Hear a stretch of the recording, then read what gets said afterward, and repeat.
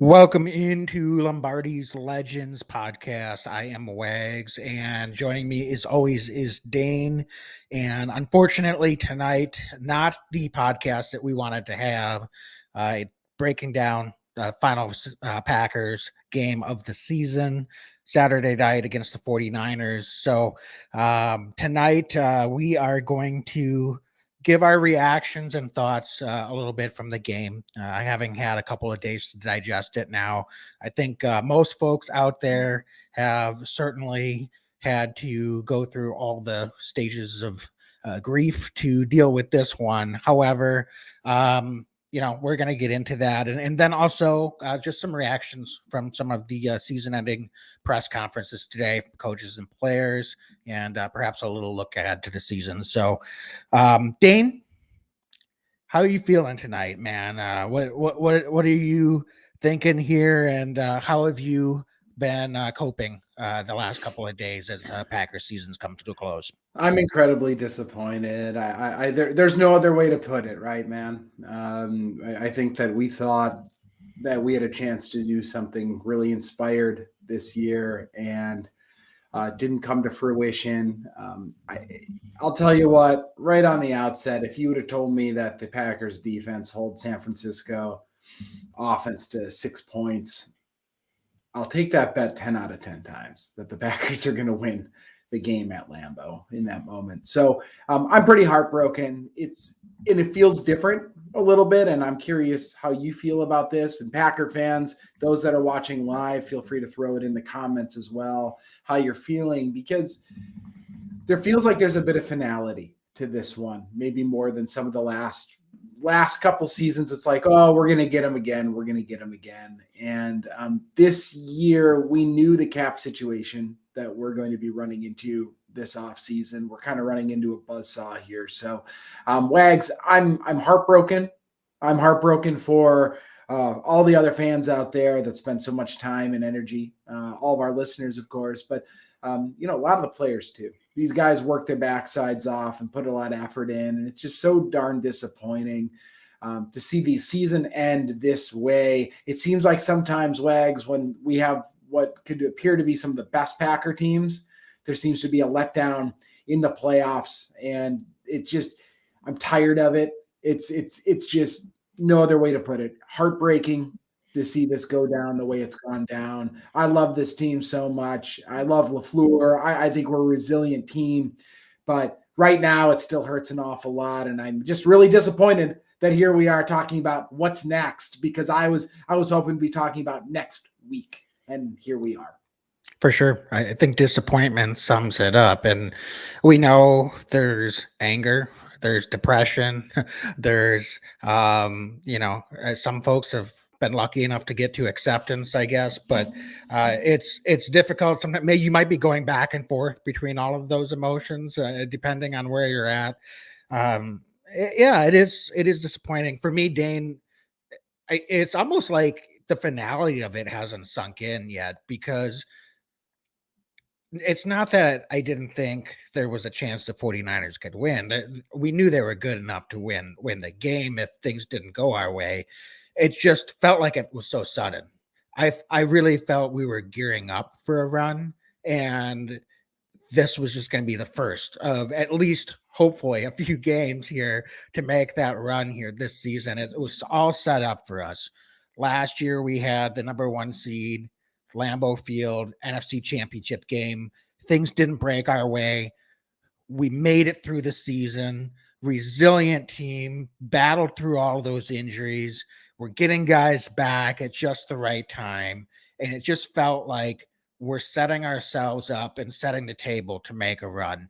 And it ended so suddenly that I just don't know if we all have come to grips with that, and that's, I think, the hardest pill to swallow. I'll be honest with you, Dane. Maybe I'll change my mind depending on how this offseason goes in the next few weeks, and what I'm about to say will change. But honestly, 2014 was a bigger gut punch to me than this one was. Last year was tougher for me than this one was. Um, they all are hard. Don't get me wrong, but this one now you said it feels like it's more of an end than a beginning, and we don't know what's going to happen. I'm not saying we know what's going to happen with, and we'll talk a little bit about looking ahead to the off season, but it just there seems like a finality to it that almost forces you to accept what's happening and just kind of move on.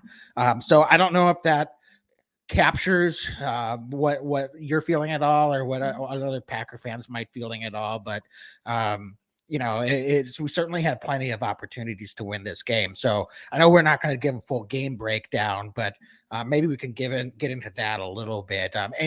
Any thoughts specifically about the game, or was there a moment in the game that you felt like it was swinging away from us a little bit, even before that block punt in the fourth quarter? It was well before the block punt. Unfortunately, I looked at my wife Andrea partway through the third quarter, Wags, and I said, you know what?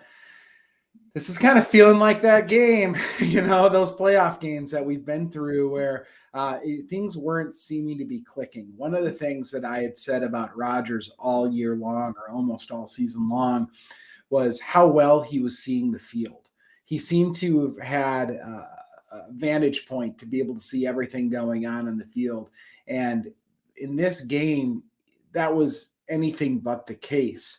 Going back and looking, we can see I think now almost famously on Packers Twitter and otherwise is how open Alan Lazard was on that final third down attempt that the Packers had where he went to Adams instead. But not only that, Josiah DeGuara was open on a number of plays throughout the game. It was almost like the 49ers were daring the Packers to do anything but go at Davante Adams. And for whatever reason, Aaron really keyed in on Davante Adams, and the Niners did the one thing they want to do, which was take away Davante, and it put the Packers at an absolute standstill. So to answer your question, really the second half, it just didn't feel right. The Packers never got in a rhythm really offensively much of the second half. I know Rodgers was able to find Aaron Jones on that one play, which was phenomenal. But outside of that, there just wasn't a lot of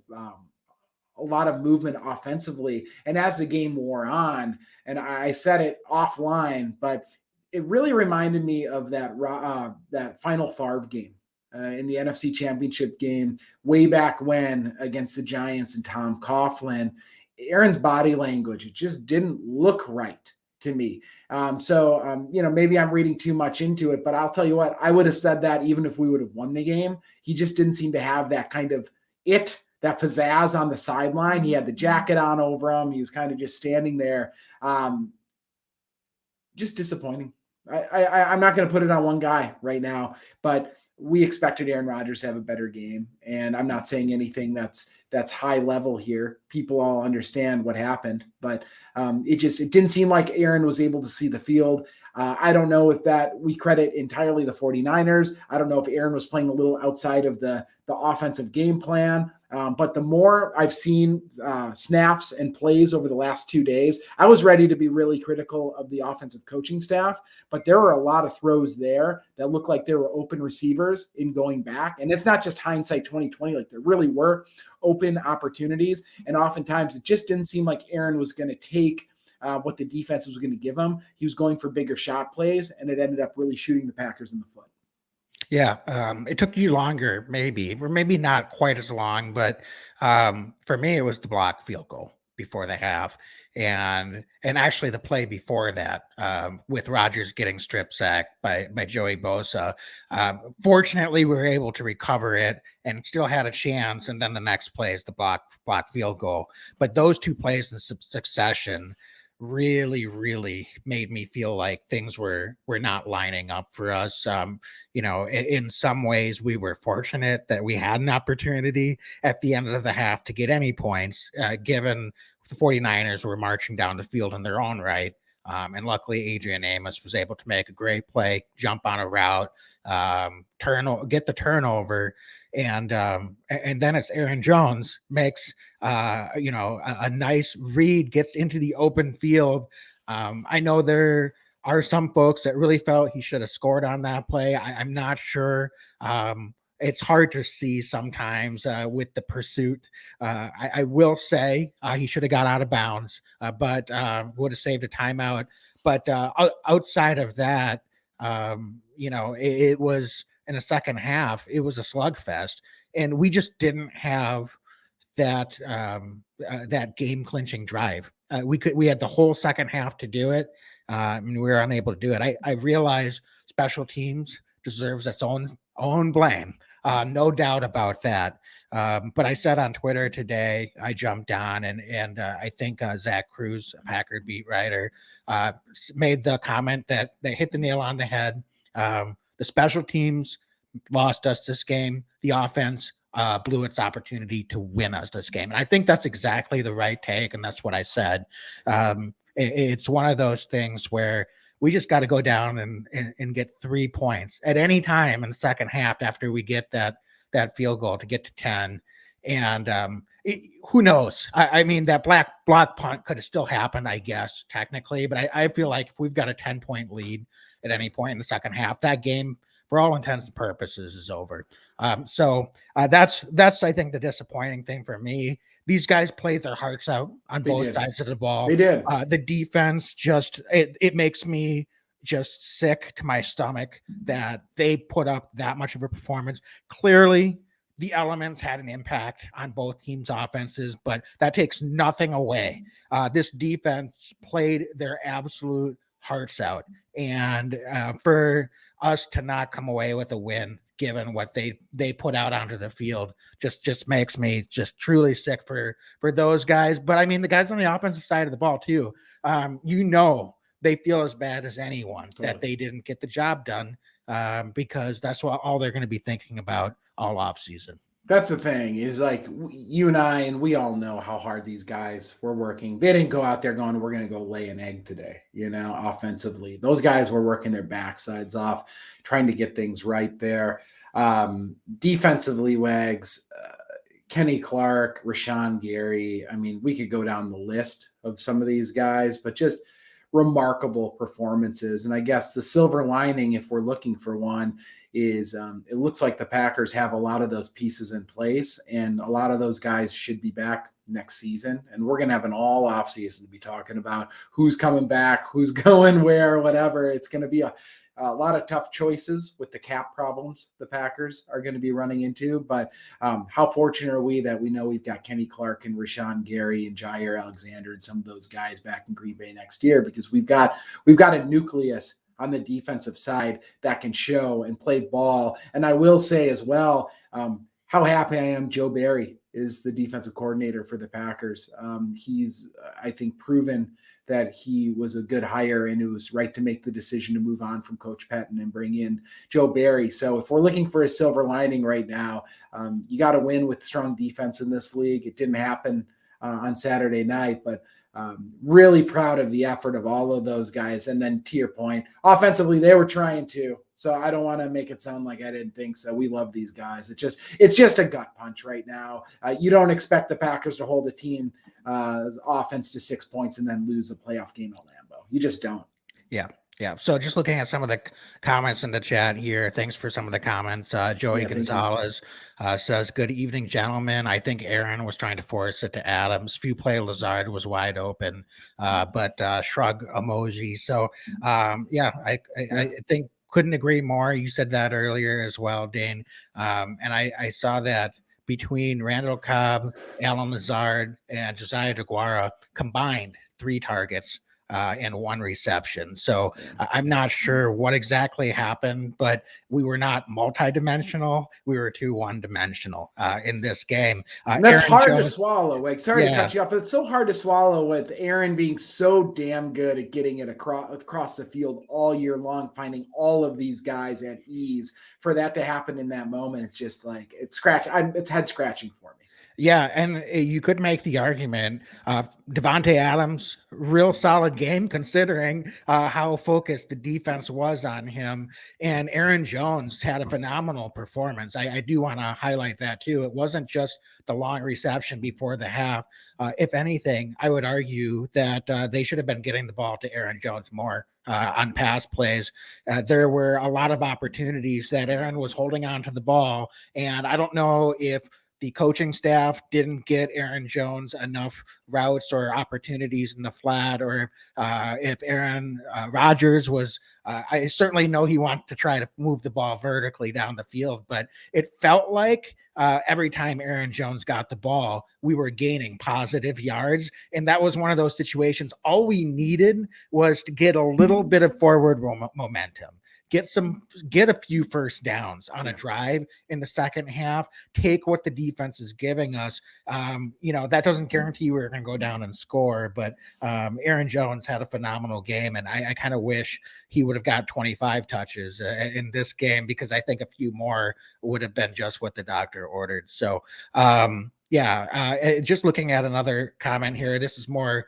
self-congratulatory for us. John Stone, thanks so much for the informed commentary. I've really enjoyed your opinions, expectations, analysis, humor, and predictions. Look forward to hearing you next year. Well, John, thanks you so much. Thank you. Appreciate you following along, man. And just for the record, we're not going to be on the same schedule in the off season. We need a little break too. However, don't tune out until we're not going season. Anywhere. We've got some good content in the off season. And by the way, I'm going to plug this now. Our 200th episode is coming up next episode. So we haven't set a date for that yet. We're trying to line up. I don't know if we'll get any special guests to join us, but just as a appreciation for all of you out there listening, whether you're listening live or on the podcast later, we're going to be doing some giveaways. So stay tuned to our social media. And if you join us on our live podcast on either our Facebook, Instagram, or YouTube channels for that 200th episode, we've got some Lombardi's Legends swag. Dane got some cool can koozies.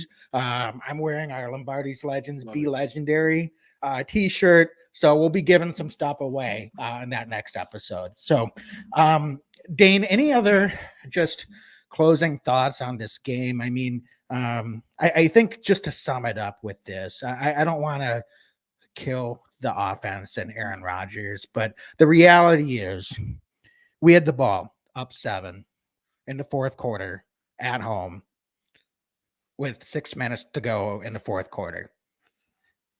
2 or 3 first downs there may not end the game entirely by running out the clock, but it effectively would have ended that game. We got the ball back even after that blocked punt. Tie game. Fourth quarter, 4.5 minutes left. 3 and out again. So I think that's the biggest gut punch with this is from a legacy standpoint. Aaron Rodgers took a hit. There's no doubt about it. And again, I don't want to kill him, but he's had opportunities these last 2 seasons in our playoff losses to overcome some adversity, put us on his shoulders, and carry us over the top. He's had plenty of amazing moments in his career. I want to make that clear. Obviously, first ballot Hall of Famer, but I just wonder what has happened in the last 2 postseasons that he just couldn't quite put us over the top. And it's not just him, but if you want to be one of the greatest players to ever play this game, sometimes you have to have a special moment where you carry your team. And unfortunately, he wasn't able to get it done in a couple of the recent seasons. And that pains me so much. Aaron's my favorite player to ever lace him up. I've loved to watch Aaron Rodgers. His entire career.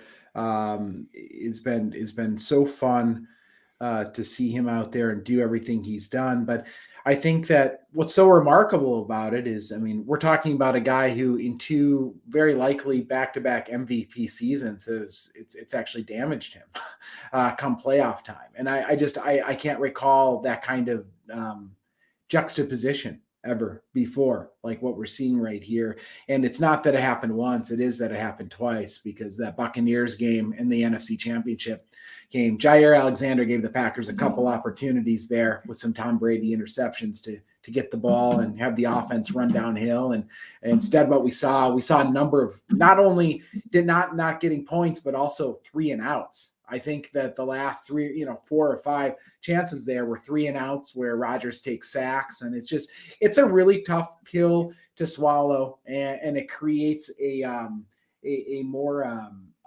difficult legacy, I think, for Aaron than I ever would have wanted to see as a diehard Packer fan, as a giant Aaron Rodgers fan.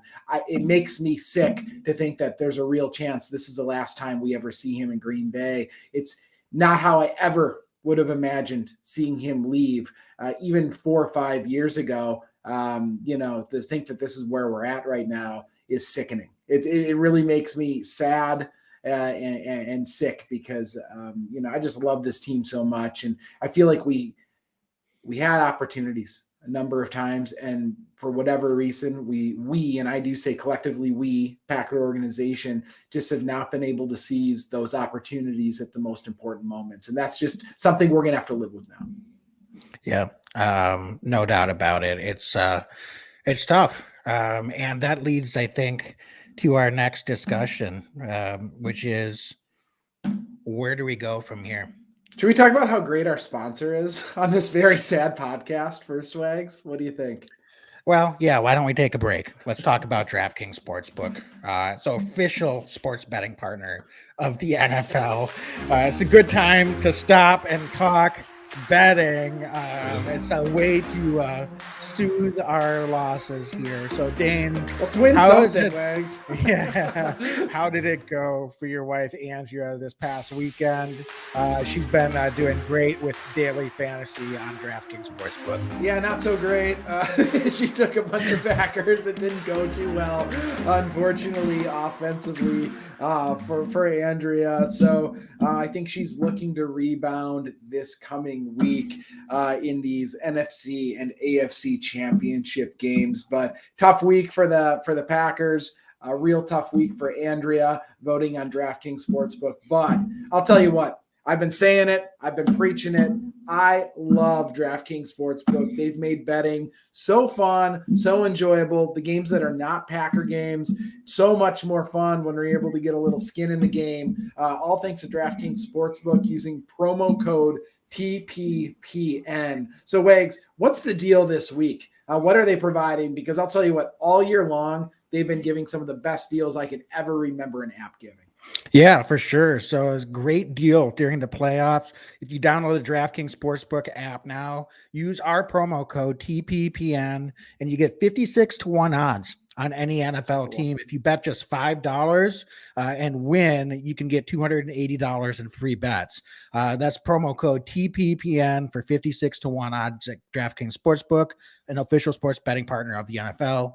Must be 21 or older, New Jersey, Indiana, or Pennsylvania only. New customers only. Minimum $5 deposit and $1 wage required.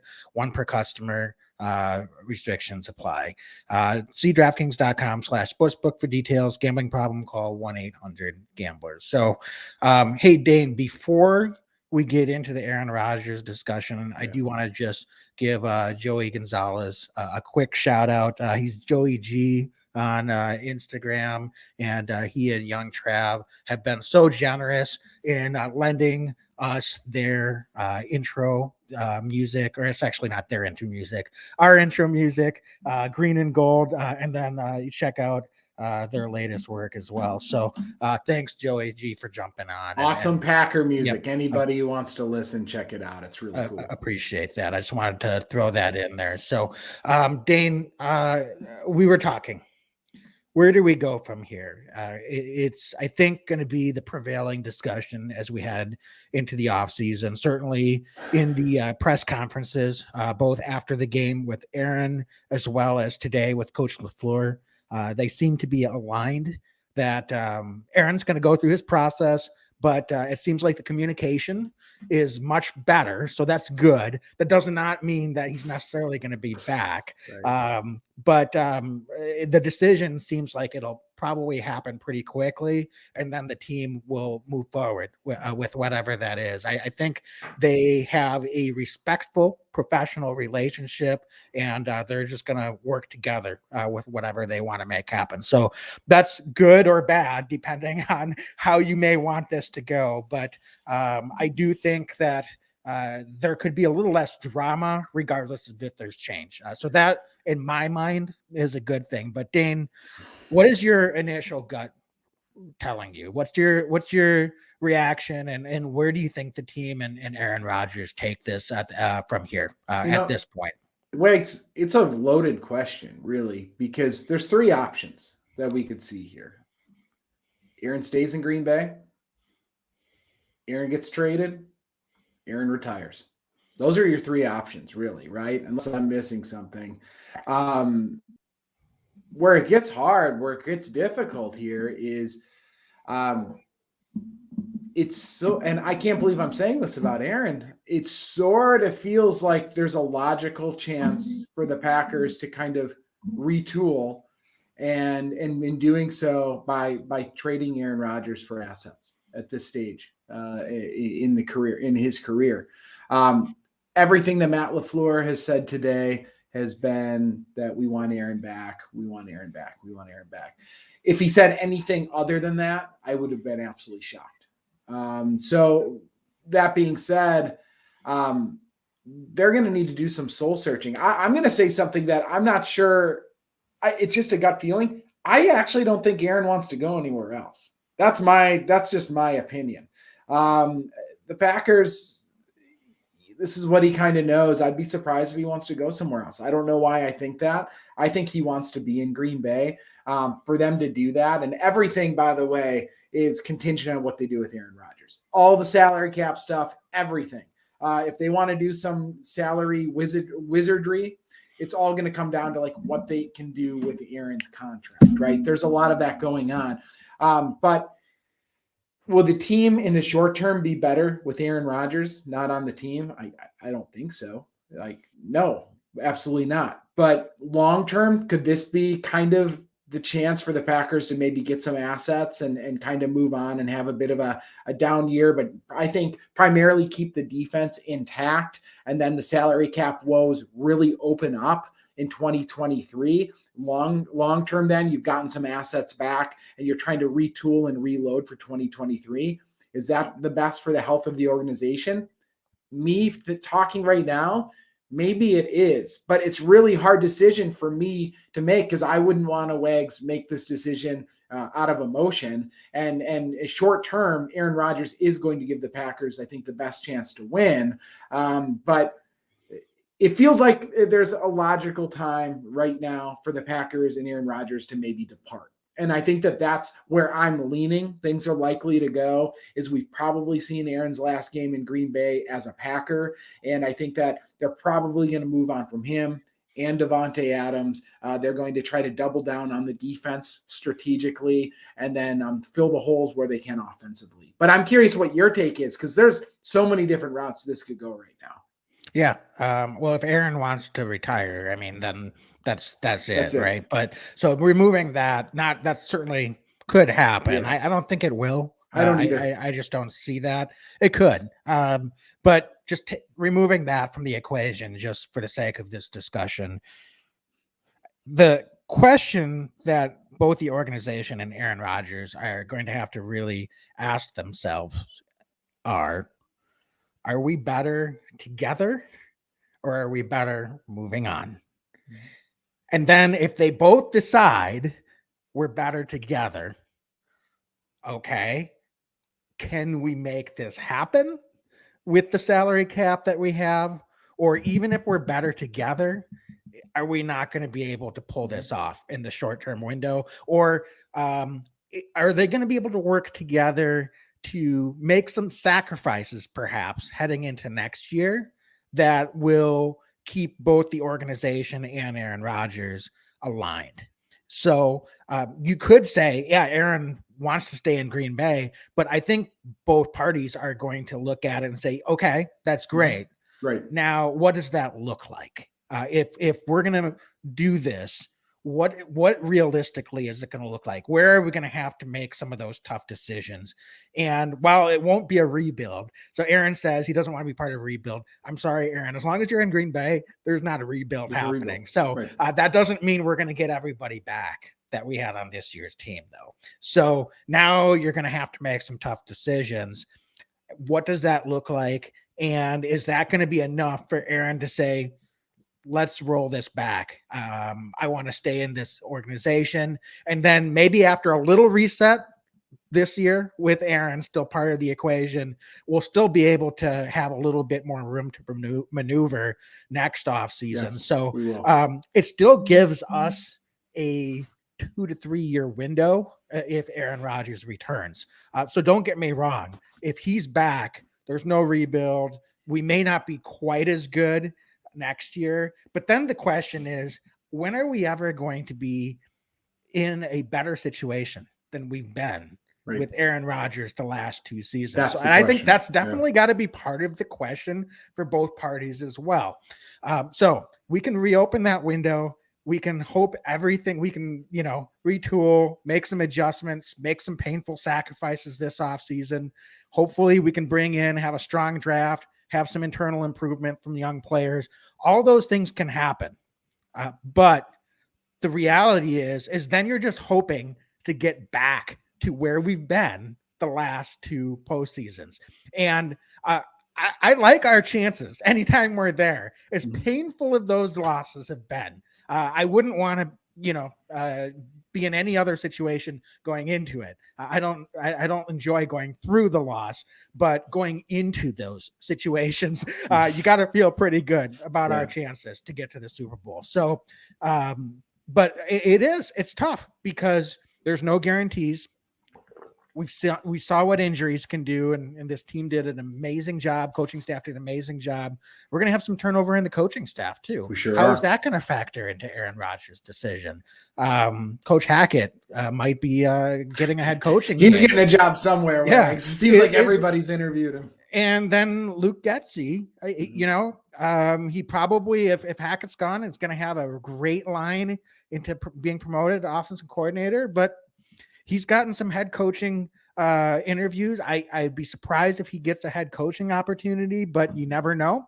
And maybe he gets a better offensive coordinator opportunity somewhere too, where he can call plays. We don't know what that deal would look like, or if he would be the front runner for Coach LaFleur if he does hire, but he did say he would definitely hire internally if Coach Hackett's gone. So I don't know. There's not that many, candidates. I think certainly our offensive line coach, Coach Stanovich, would definitely get strong consideration as well. So it's going to be interesting with the coaching staff. So there's a lot of things at play. So just because, I guess, just to sum up, just because both the organization and Aaron Rodgers are saying the right things, even if they both say we want to keep this going, it still may not be working out, because you still have some of those chess pieces to play out and figure out. The good thing is if the communication's better, at least there's some chance to try to work together and see if they can figure that out. But behind closed doors, they might have already decided, it's been a great run, but we're going to move on. And they're just, saying the right things publicly. So who knows? But hopefully we do find out sooner or later. It's just weird, man. It's weird to think we're in a position, from my perspective, this fork in the road where it's kind of weird if Aaron's back and it's kind of weird if he's not back. And I don't know why that is exactly, other than it did feel like there was some finality going into the season with how everything kind of shook out. But maybe there's unfinished business too. I don't know at this point where we're going to end up. Yeah. So Dane, I know you rightly said it all starts with Aaron Rodgers. Yes. Is there any scenario where if Aaron Rodgers gets traded, that the Packers keep Davante Adams? Now they can franchise tag him either way, but what's your read? Is Davante someone that would probably be moved, or would they be able to keep him in house under the franchise tag, or try to work out a deal if that's something that both parties want to do?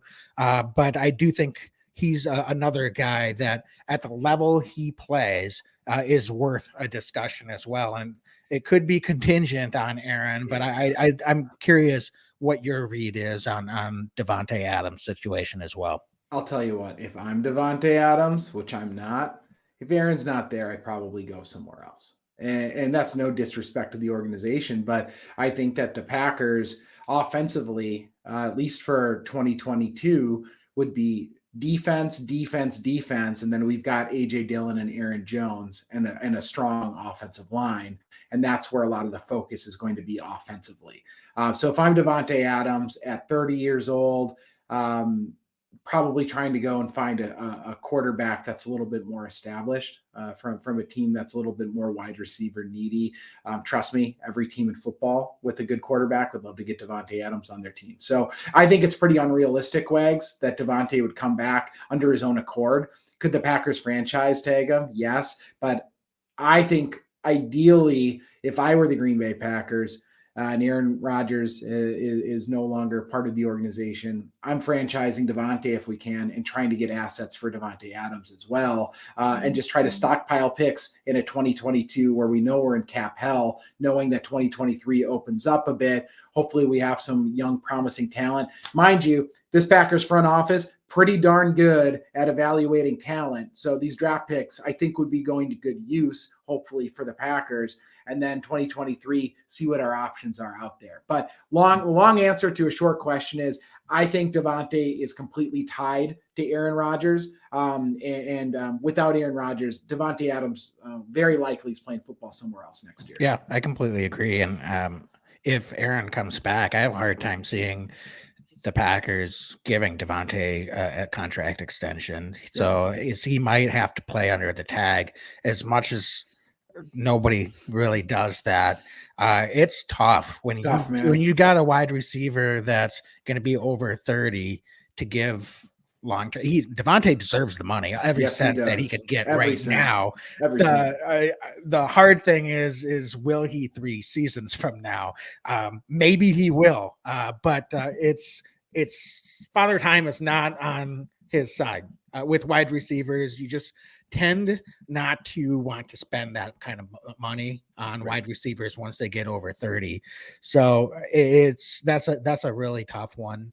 But I agree, if Aaron's not back, it doesn't really make sense with our cap situation to pay a lot of money for Davante Adams. I think we would probably just, as you said, shift those resources elsewhere and try to stockpile assets as much as possible. So yeah, and listen, Wags, Packer fans are going to say, like, we want Davante, and I understand it. But do you want Davante or Jair?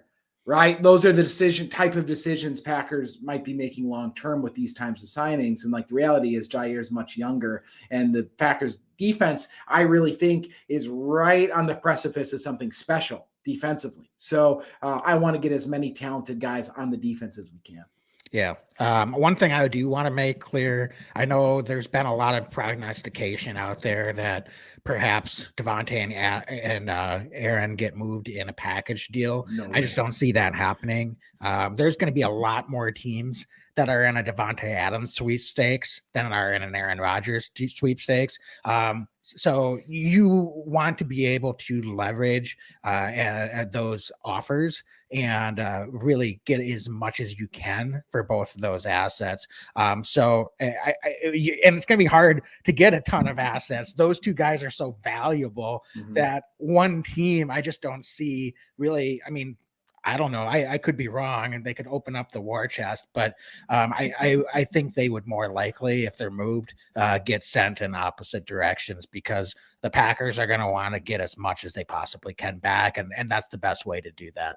Totally agree. It's such a unique position to be in. We don't normally see this type of scenario, I feel like, in the NFL, where the Packers have the rights of a potentially 4-time MVP quarterback, kind of on the back end, but still has a chance to play at an exceedingly high level.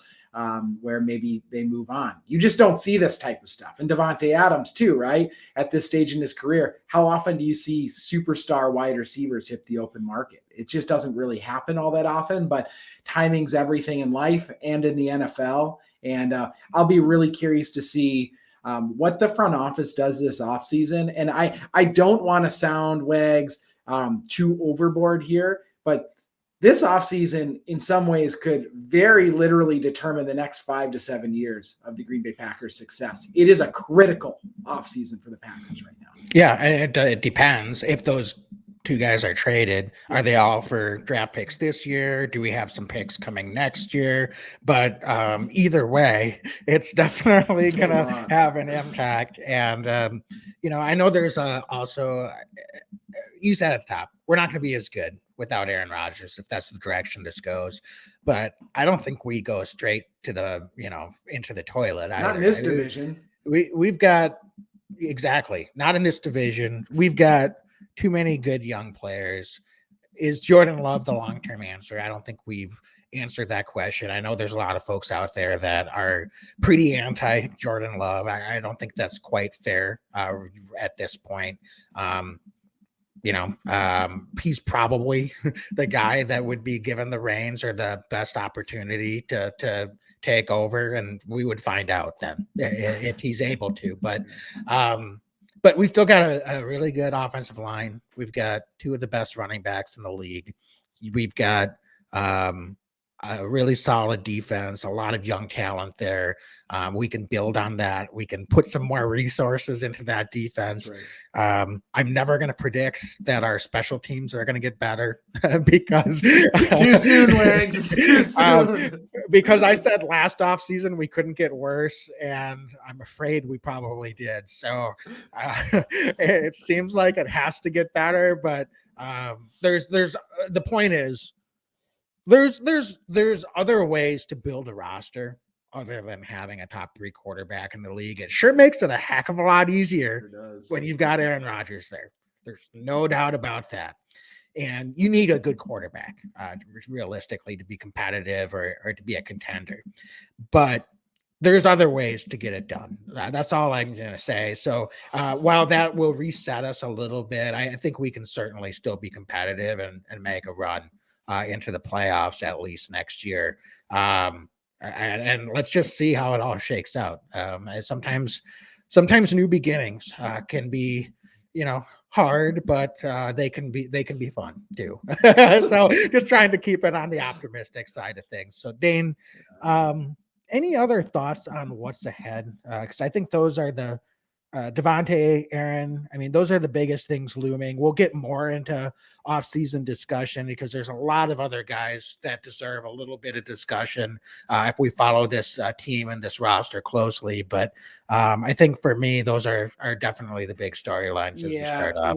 We'll be waiting and seeing with the Rodgers situation. I agree with you, Wags, from earlier. I think that the Packers and Rodgers come to some sort of solution very quickly. We're talking weeks. We're not talking months on this thing. And then from there, future podcasts. I'd really like to highlight some of the young guys that have stepped up and played good football for the Packers. I'd like to talk about, some of the up and comers on this roster that might be sticking out. The guys that are like Rashawn Gary were a couple years ago, where they're starting to grind, they're starting their journey, and look at where Rashawn Gary's gotten. That kind of stuff is some of the offseason conversation. I know the Packers will be signing guys to futures contracts here as well. So some of these young guys, we'll see who's coming back and is going to be able to compete in camp. So the offseason starts now, but there's no real offseason in the NFL if you're a Green Bay Packer fan, because we're going to have a lot of free agent talk, NFL draft, what happens with the direction of this team. And I'm looking forward to doing another year of this with you. I wish this isn't how this season was ending, but I'm eager to, take a breath, slow down a little bit, and then get back at it talking about the 2022 Green Bay Packers. For sure. As I said it earlier, but I'll say it again. We're not going to be on the same schedule, but stay tuned.